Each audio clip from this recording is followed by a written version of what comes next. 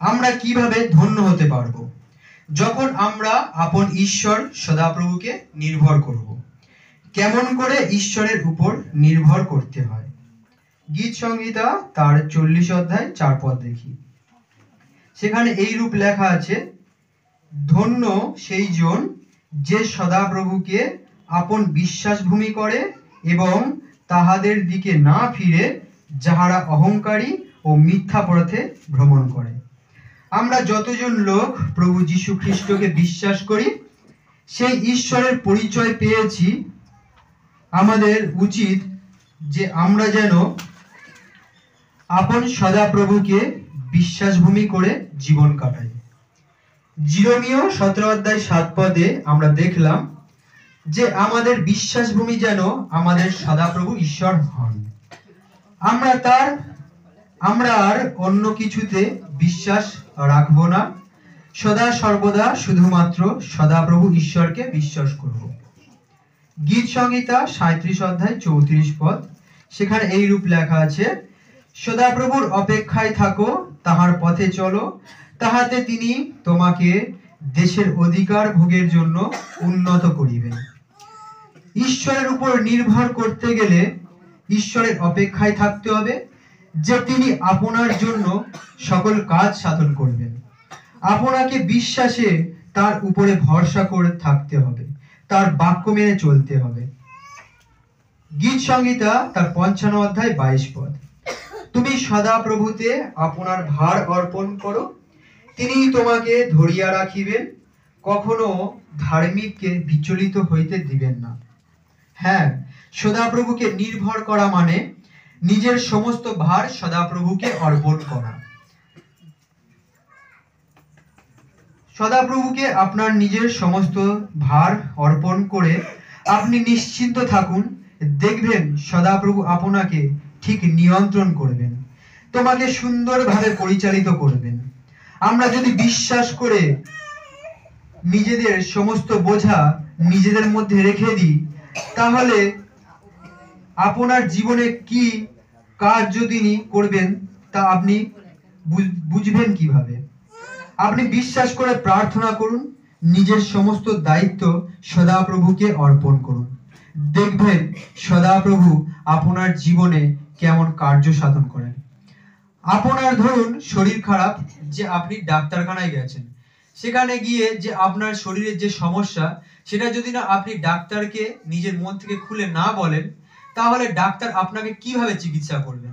তেমনি আপনার মনের সমস্ত কথা সদাপ্রভুর কাছে বলুন, তিনি নিশ্চয়ই আপনার উত্তর দিবেন। তাহলে আমাদের জীবনে যে ঈশ্বর সদাপ্রভু আমাদের মুখ দিয়েছেন, মুখের ভাষা দিয়েছেন, তার আত্মা দান করেছেন এবং তিনি তার প্রার্থনার চাবিকাঠি আমাদের দিয়েছেন। তাই আমাদেরকে প্রতিটা মুহূর্তে প্রার্থনা করা দরকার। তাহলে কেন আমরা নিজেদের মনের কথা ঈশ্বরকে বলবো না? কেন আমরা আমাদের সমস্ত দায়িত্বভার তার উপরে দেব না? আমরা যদি গীত সংহিতা তার 62 অধ্যায় 8 পদ দেখি, সেখানে এই রূপ লেখা আছে, হে লোক সকল, সতত তাহাতে নির্ভর করো, তাহারই সম্মুখে তোমাদের মনের কথা ভাঙ্গিয়া বলো, ঈশ্বরই আমাদের আশ্রয়। ঈশ্বরকে নির্ভর করতে হলে আপনাকে নিজের মনের কথা ঈশ্বরকে খুলে বলতে হবে। আপনার মনের সমস্ত কথা শুনবার জন্য ঈশ্বর আপনার জন্য অপেক্ষা করে থাকেন। আপনার অনেক সমস্যা আসে, যখন আপনি সেই সমস্যা কাছের লোক কিংবা দূরের লোক, যতই আপনার নিজের লোক হোক না কেন, কাউকে আপনি সেই কথা খুলে বলতে পারেন না, তখনই আপনি নিরাশ হইবে না, তখনই সেই সমস্ত কথা আপনি আপনার মন খুলে আপনার প্রভু ঈশ্বরকে বলুন, তিনি নিশ্চয়ই আপনার প্রার্থনা শ্রবণ করবেন।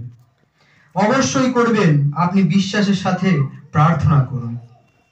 গীত সংহিতা তার 94 অধ্যায় 9 পদ, যিনি কর্ণ রোপণ করিয়াছেন তিনি কি শুনিবেন না? হ্যাঁ, তিনি অবশ্যই শুনিবেন। যদি আমরা বলি, তিনি আমাদের প্রার্থনা অবশ্যই শুনিবেন ও তিনি আমাদের জন্য মঙ্গলের কার্য করিবেন। তাহলে আমাদের সমস্ত ভার সদাপ্রভু ঈশ্বরের উপর দেওয়া উচিত। আপনার মনের কথা সব থেকে ভালো বোঝেন আপনার প্রভু, কারণ তিনি অন্তর্যামী। আপনার মা যেমন আপনাকে দেখবেন যে আপনার মনের কষ্ট কি, আপনার কোনো ছোট সন্তানের যে খিদে পেয়েছে তার মুখ, তার সমস্ত দেহের অঙ্গ দেখে সে বলতে পারবে যে তার কি সমস্যা। কিন্তু সদাপ্রভু আপনার সমস্ত অন্তর জানেন, আপনার বর্তমান অবস্থা, অতীত অবস্থা ও ভবিষ্যৎ তিনি জানেন, কারণ তিনি সৃষ্টিকর্তা। গীত সংহিতা 130 অধ্যায় 6 থেকে 7 পদ দেখি। প্রহরীগণ যে রূপ প্রত্যাশার, প্রহরীগণ যেরূপ প্রত্যুষের, প্রহরীগণ যেরূপ প্রত্যুষের জন্য আকাঙ্ক্ষী, আমার প্রাণ প্রভুর জন্য ততোধিক আকাঙ্ক্ষী। ইসরায়েল সদাপ্রভুতে প্রত্যাশা করো, কেননা সদাপ্রভুর কাছে দয়া আছে আর তাহার কাছে প্রচুর মুক্তি আছে। আমরা যদি ঈশ্বরকে বিশ্বাস করে যা কিছু চাইবো আমরা পাবো। আর যদি আপনি ঈশ্বরে বিশ্বাস না করে অন্য কিছুকে বিশ্বাস করেন, সেই শয়তানের পথ ধরে চলেন, জগতের পথে চলতে থাকেন, তো আপনি যা কিছু চাইবেন তা আপনি পেয়ে যাবেন, কিন্তু এই চাওয়া ঈশ্বরের নির্ভরশীলতা পাওয়া নয়। হ্যাঁ, আপনি সদা সর্বদা ঈশ্বরের উপর নির্ভরশীল হন। আপনি প্রার্থনা করে ঈশ্বরের উপর নির্ভর করে আপনি আপনার মনের কথা বলুন, আপনি তা আপনার প্রার্থনার উত্তর পাবেন, কারণ প্রভু যীশু খ্রিস্ট আপনাকে সৃষ্টি করেছেন, তাই আপনাকে সে নিশ্চয়ই সমস্ত দায়িত্বভার নিয়ে পরিচালিত করবেন, কারণ তার কাছে দয়া আছে, তার কাছে মুক্তি আছে, তার কাছে পরিত্রাণ আছে। দেখুন, যখন আমরা সেই অন্ধকার পথে চলছিলাম, সেই পাপের আধারে বন্দী ছিলাম, তখন সেই জায়গা থেকে প্রভু যীশু আমাদেরকে সেই অন্ধকার পথ থেকে সরিয়ে নিয়ে এসেছে, সেই পাপের মুক্তি দেওয়ার জন্য এই পৃথিবীতে এসেছে। আমাদের সমস্ত পাপ অপরাধ তিনি তার কাঁধে করে নিয়ে সেই ক্রুশে প্রাণ বিসর্জন করেছে, একমাত্র আমাদের পরিত্রাণ দেওয়ার জন্য। আপনি দেখুন, আপনার কাছে অনেক ধন সম্পত্তি আছে, অনেক টাকা পয়সা আছে, কিন্তু আপনি সেই টাকা দিয়ে পরিত্রাণ কিনতে পারবেন না, আপনি সেই পাপের মুক্তি করতে পারবেন না, কিন্তু একমাত্র সেই ত্রাণকর্তা প্রভু যীশু খ্রিস্ট, যিনি আপনার সমস্ত পাপ অপরাধ ক্ষমা করতে পারবেন, আপনার পরিত্রাণ দিতে পারবেন, কারণ তিনি আমাদের সৃষ্টিকর্তা। তাই আমাদের উচিত ঈশ্বরের উপর নির্ভর করে কিভাবে আমাদের জীবন কাটাতে হবে। সদাপ্রভুকে বিশ্বাস ভূমি করা, সদাপ্রভুর অপেক্ষায় থাকা, সদাপ্রভুকে নিজের ভার অর্পণ করা, সদাপ্রভুকে নিজের সমস্ত চিন্তার ভার দেওয়া, মনের কথা ঈশ্বরকে জানানো, সদাপ্রভুর প্রত্যাশা ও তার প্রতি আকাঙ্ক্ষা। ঈশ্বর তার আপন বাক্যে আমাদের সকলকে আশীর্বাদ যুক্ত করুন। আমেন।